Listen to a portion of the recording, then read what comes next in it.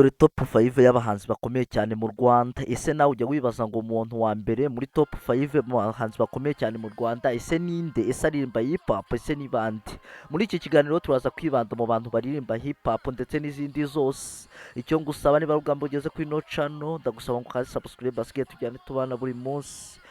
Muri iki kiganiro tuguhaye ikaze, tugiye kuganira ku muhanzi nyarwanda wakomeye cyane mu Rwanda. Ku muhanya wa mbere rero haza umuntu bita Bruce Melody. Bruce Melody ni umuhanzi ukomeye cyane mu Rwanda, uririmba indirimbo zigezweho kandi nziza. Uyu muhanzi rero tugiye kumuvugaho bwakira bugacya. Uyu muhanzi yagukoreye indirimbo nziza aherutse gukorana na Diamond bita Pom Pom. Ni indirimbo nziza kandi yakunzwe n'abatari bakeya, ku buryo ku rubuga rwiwe abamukurikirana ari benshi. Dore mu ndirimbo aherutse gukora nayo itarakunzwe n'abatari bake hano ku rubuga rwa YouTube ndetse no ku zindi mbuga. Iyi ndirimbo yarariciye iracika. Iyi ndirimbo yitwa Pom Pom, ushobora kuza kuyisanga kuri platform ziwe zose zicururizwaho umuziki. Iyi ndirimbo ni nziza.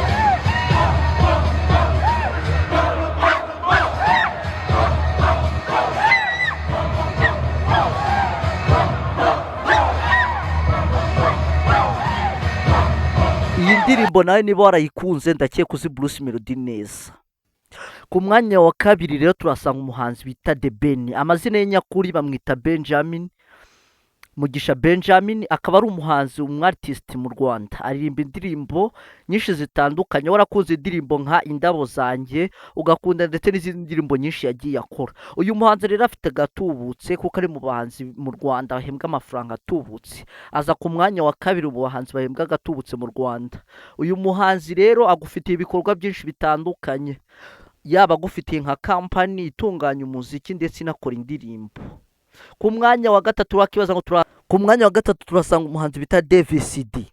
Amazina ye nyakuri yitwa Ikishaka David, akaba yaravutse mu 1993, akaba yaravukiye i Huye mu Rwanda. Uyu muhanzi rero afite ibikorwa byinshi, afite amafaranga, ari mu bahanzi bahabwa agatubutse. Aza ku mwanya wa gatatu mu bahanzi bahabwa agatubutse.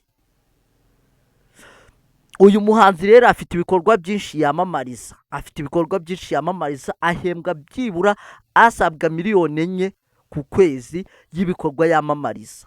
Inganda agiye yamamariza nyinshi. Ku mwanya wa gatatu turahasanga umuntu bita ngo ni Eazy.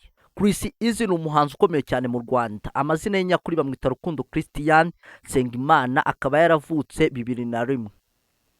Ndetse ubwiwe akaba aririmba indirimbo za Afrobeat. Ni CEO wa company bita A1 Fashion. Uyu muhanzi rero yamenyekanye mu ndirimbo nka Fast, amenyekana mu ndirimbo Amashu, ndetse amenyekana mu zitwa Sampe, ndetse akaba afite n'indi nshyashya bita Chocolate. Izi ndirimbo rero wazisanga kuri platform ziwe uramutse uzishaka cyangwa uzikunze. Uyu muhanzi rero ni umuhanzi ufite company icuruza imyenda bita A1 Fashion, akaba ari CEO wayo, ari foundation wayo, ndetse ndakubwira ko ni muhanzi bahemba gatubutse kubwo ku mbuga ziwe akurikiranwa n'abatari bakeya. Uyu muhanzi rero niwe wa gatatu mu bahanzi bakize cyane mu Rwanda. Ku mwanya wa kane turahasanga umuhanzi bita Element Eri, akaba n'umuproducer. Amazina ye nyakuri yitwa Fred Habineza Mugisha, akaba yaravutse muri 2000. Ni umuproducer, akaba afite ndetse akaba ari n'umuhanzi ukomeye cyane mu Rwanda. Mwamumenyeye ku ndirimbo Kashe, mumenyera kuri Tompe ndetse n'izindi nyinshi yakoze zigiye zitandukanye. Uyu ni umuproducer akaba n'umuhanzi, akaba ari mu bahanzi benshi bahembwa gatubutse mu Rwanda.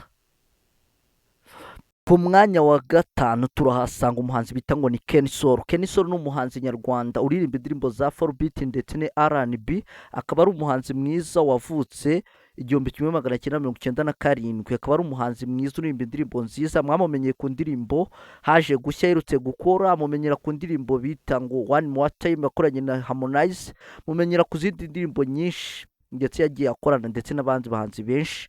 Uyu muhanzi rero akaba ari umuhanzi nawe mu bahanzi bahabwa gatubutse mu Rwanda. Uyu muhanzi rero akaza ku mwanya wa gatanu y'abahanzi bakize cyane mu Rwanda. Abo yari bo bahanzi cyane bakomeye cyane mu Rwanda. Mbibutsa ko ku muntu utarakora subscribe kuri channel yayikora kugira ngo tujye tubana 5 buri munsi. Ciao ciao, ndabakunda cyane.